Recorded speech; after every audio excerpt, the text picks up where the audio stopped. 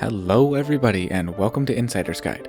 Today we're discussing one of the premier family resorts in the Northeast, Okemo. Okemo especially excels in its grooming, which is welcome to combat the East Coast's ever-variable weather.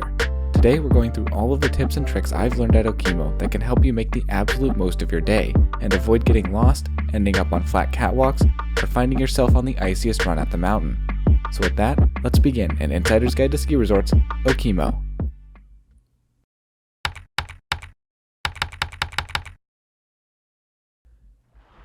Okemo, located in the town of Ludlow, is just under a 3-hour drive from Boston and 4 to 5 hours from New York City. Along the way to Okemo, you'll pass a couple other major mountains, Stratton and Mount Snow to be specific. In my opinion, it's worth it to go the extra way to Okemo, as while crowds can get bad at Okemo, I find they're not typically as bad as those at the other two. And of course, I find it much easier to escape the crowds at Okemo, provided you know where to go, which is exactly why I'm here. In addition to everything listed in the intro, we'll go over how to avoid the enormous lift lines that can accumulate on the busiest days. Okemo has a much more resort and development-based feel than some of the northern ski areas in Vermont. Some may find this appealing, as Okemo offers a plethora of ski-in, ski-out options, but others may find this detracting from the beauty of the mountain. You've been warned. The mountain has two major sections, each with its own base area. The Jackson Gore base is where true beginners will want to find themselves starting at, due to reasons we'll discuss when we switch over to the trail map in a minute here. As mentioned in the intro, Okemo is a great family mountain, which is code for it's an easy mountain. Okemo has greens in all mountain areas, dozens of fantastic blue cruisers, blacks that are relatively mild for Vermont, and extensive grooming and snowmaking operations, ensuring a full smooth base across the entire mountain. That being said, Okemo isn't the greatest when compared to other destinations further north in terms of challenge. Overall, Okemo is one of the best mountains in the east in my opinion if you intend to hunker down and cruise the groomers. Now let's switch over to the trail map and talk about on-mountain logistics. As just mentioned, Okemo has two base areas. We'll start with the Jackson Gore base area over on the far right here. This area is great outside of peak days. The reason for that is that the only way out of this base area is the Coleman Brook Quad here. It handles its traffic just fine for the most part, but can get some solid 20-minute buildups on peak Saturdays and holiday weekends due to its lack of redundancy. You've got these two carpets and Bunny Hill to first learn, and then Coleman Brook offers a nice main mountain green that's a good progression from the carpets. Espresso is a narrow little run, whose purpose is really to get people to Quantum 6. As such, I much prefer Spurline when lapping Coleman, as it doesn't have as much or as fast of traffic. Fast Track and Inbound are one continuous run, so don't worry about making any turns here. Down in the base area is one of the 4 cafeteria-style lunch stops at Okemo, but the interior of the Jackson Gore cafeteria has an extremely inefficient layout, and as such, it can be difficult to find seating on peak days. Also at the Jackson Gore base is the tubing, a mountain coaster, and this family adventure run which has some little rollers, bank turns, and the likes. Not really a true terrain park. Now, the main part of the Jackson Gore side of the mountain is the Quantum 6 pod. The lift anchoring this pod, Quantum 6, is a fairly new lift and was built as a 6-pack to address crowding issues at the spot. Quantum has to deal with the double whammy of people returning from skiing its pod and traffic coming from the base area via Coleman Brook. Thus, even with the upgrade, it still gets absolutely slammed on peak days. I enjoy this area, but I try my very best to avoid it at all costs between 10 and 2 on peak days. This Quantum pod is, however, home to my favorite run at Okemo, Tuckered Out. Tuckered Out is a rolling, twisting blue that seems to keep going forever. It's one of the longest runs at Okemo, but its location on the outer boundary also makes it one of the quietest. Fantastic run.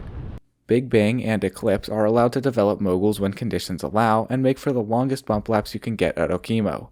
Quantum Leap is a great steep groomer, while the rest of the blacks in the pod consist of glades and runs that are groomed often enough to prevent true moguls in most situations. Vortex may be the one exception, but don't quote me on that. Supernova is the longest and steepest glade on the mountain, generally rendering it the most difficult trail at Okemo. By far the most popular run in the pod is Limelight, which I absolutely hate. It's just so darn busy and gets quite icy as a result. To get to the main part of the mountain from the Jackson Gore side, you must take Sunset Strip, which also gets quite busy and can see some solid wind scouring. This takes you to Jackson Gore Junction, at which there's a short, flat bridge with two-way traffic. Cross the bridge and then you can take Mountain Road to Solitude or all the way to the base.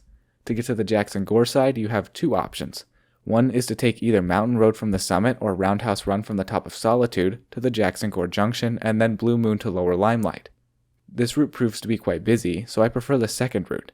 Beginners, you'll have to take the second route, which is to take Jackalope from the bottom of Solitude and then continue on to Southern Crossing. Southern Crossing is a double-wide road but has a decent pitch the whole way and a few fun banked switchbacks. That Southern Crossing trail originates in the Morningstar pod, which is primarily a real estate access lift, but has some fun trails off of it. If you enjoy rolling, twisting runs, sometimes with bridges or short tunnels, Okemo is the mountain for you. We already talked about Tuckered Out and Southern Crossing, but down in the Morningstar pod you've got all of these runs, which have lots of fun bridges and tunnels that roll the trail up and down through the neighborhood. The Morningstar Triple, while slow, isn't terribly long, so it's bearable. Just up the hill from the Morningstar pod is the Solitude Quad, which is one of the better places to be on those busy days.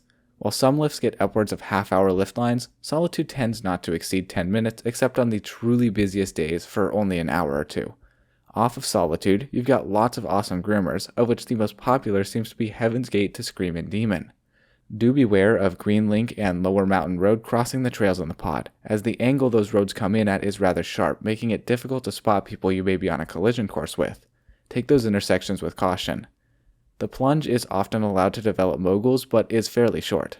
While you do have a couple of greens, beware you will be stuck on Mountain Road for a while as you transit from the greens near the Jackson Gore Junction to the greens by Evergreen Summit. The two short glade runs in the Solitude pod are some of the easier glades at Okemo as well. There's this restaurant at the bottom of Solitude, but beware that it's a sit-down table service restaurant, not a standard ski resort cafeteria. Let's jump over to the main base for just a second to talk about logistics there, which we'll need before we talk about Evergreen Summit. I personally prefer to start my day at Jackson Gore, but a majority of people start at the clock tower here. From there, you have to take one of these two fixed grip quads to get up to any lifts that actually take you anywhere.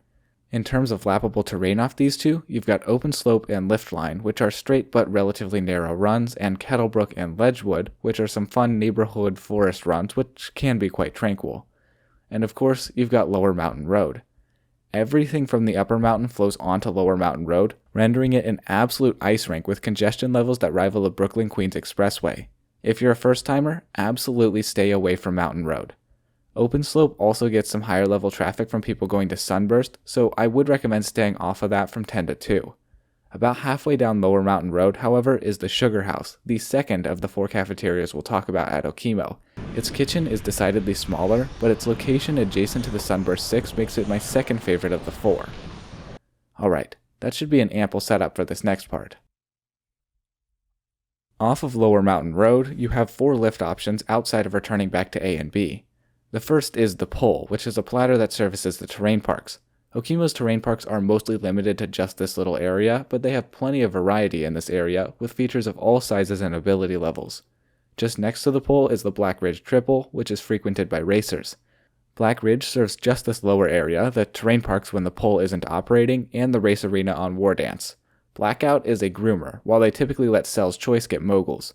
Upper and Lower Arrow is the primary runout for all this upper terrain over here, so it gets quite busy. The lower section is quite wide, so crowding isn't a huge issue, but it does get quite icy down here. The primary lift off of Lower Mountain Road is the Sunburst 6, which is the only single-seat ride to the summit. It has orange bubbles you can pull down to protect yourself from the wind, snow, and, God forbid, rain. There aren't any gondolas at Okemo, so this is the closest you can get. Sunburst has a decent capacity, but it still gets absolutely gargantuan lift lines on peak days, often stretching well beyond half an hour. Most people just wait in this line, but there are actually 2 alternatives to this. The first is to take the Black Ridge Triple we just discussed, and then head across to Evergreen Summit. To do this, you'll take this Double Dipper Trail, which is only blue because it's fairly narrow and busy. If that's uncomfortable for you, you can stay higher and go via Ridge Runner instead, but I try to avoid that as traversing across Upper Arrow can be quite difficult and sometimes dangerous.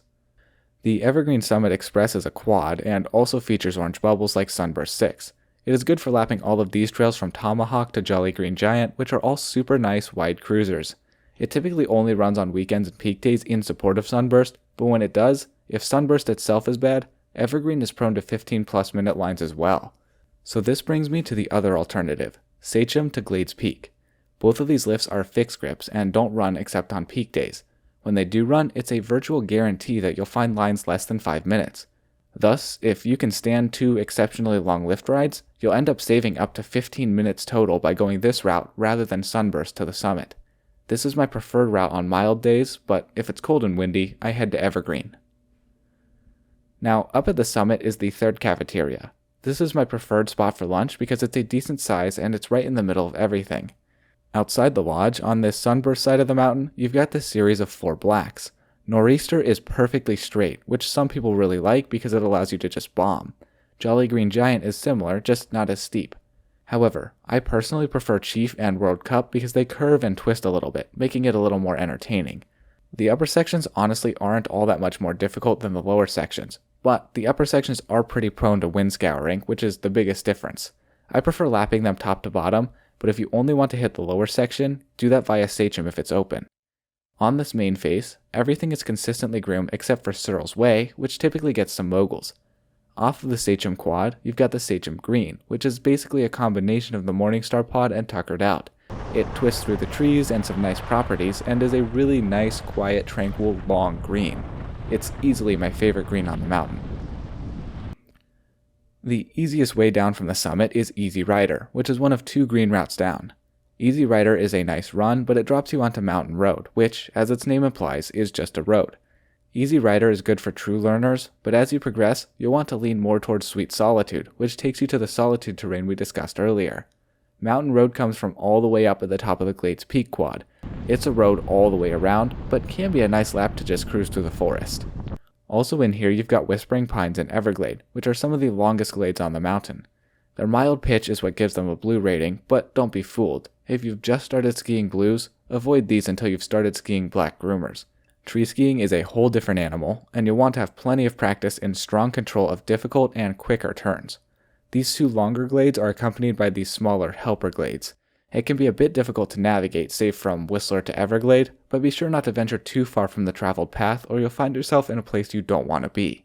I prefer Whispering Pines, as Everglade seems more popular.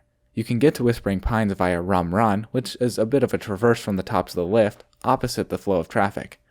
For Everglade, go via Easy Rider. Now, from that Glades Peak Quad we were discussing earlier, you can get to all of this main face terrain via the Buckhorn Trail, which can get flat in spots. Under the lift, you've got these 3 single blacks which they don't groom. Countdown is a very nice run, from which you'll typically want to go to South Face since it's much faster than Glades Peak and runs more consistently. To get there, you'll need to take Catnap, which can be flat in some parts. The intersection with Catnap is at a weird angle and easy to miss, so when you see a fence on your right, make basically a right-hand U-turn just below that fence. The South Face Express is home to the most well-rounded pod in the resort, and is my favorite overall area at Okemo. On the far boundary is Dreamweaver, a standard green groomer, although it's not typically a top priority for snowmaking, so be aware of that if you come in the early season or following a big rainstorm. The main blue is Rimrock, which technically starts at Glades Peak, but can be accessed from Sundog or Moondog, both of which are fairly easy, super short cuts. Rimrock gets pretty busy and icy on its upper section due to the amount of traffic it carries, but it really doesn't have many alternatives. Off the rim, Stump Jumper, Lower Wild Thing, and Blind Faith are great groomers. Punchline, Upper Wild Thing, and Double Diamond are really good mogul runs. I know Double Diamond is marked as a glade here, but the trees are extremely sparse, especially on the lower section. Outrage, Loose Spruce, and Forest Bump are the true glades, and are all really short, steep, and sweet. The South Face Express isn't too terribly prone to lift lines, typically mirroring Solitude with no more than 10-minute lines on the bad days and significantly less than that at other times. Below the South Face pod is Sunshine, which has a few more real estate access runs and will eventually be home to a handful more, seen here. If you're wondering, the 4th cafeteria is down at the Clock Tower Lodge, and while it has plenty of seating and a large food court, it's inconvenient in location, requiring another ride up A or B, so I only recommend it to learners. Well, that about wraps it up for Okemo. Now go check out one of our other Insider's Guides for other great mountains all over the world. If you enjoyed this video or found it helpful, please consider subscribing to help support this dream. As always, please leave any questions down below. Thank you all so much for watching. All my love, I'm out.